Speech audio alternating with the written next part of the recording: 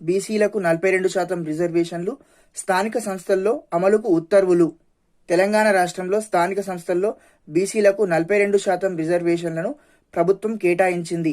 తెలంగాణలో సామాజిక రాజకీయ సూచికల్లో బీసీల వెనుకబాటు నేపథ్యంలో వారి సంక్షేమం, సాధికారత, ప్రాతినిధ్యం కోసం ఈ నిర్ణయం తీసుకున్నట్లు ప్రభుత్వం తెలిపింది.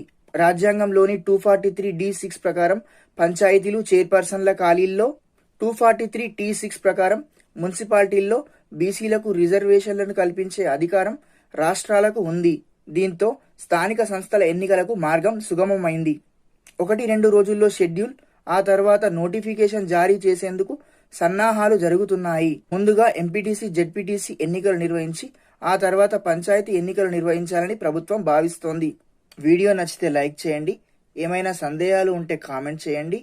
రెగ్యులర్ అప్డేట్స్ కోసం దయచేసి సబ్స్క్రైబ్ చేసుకోండి.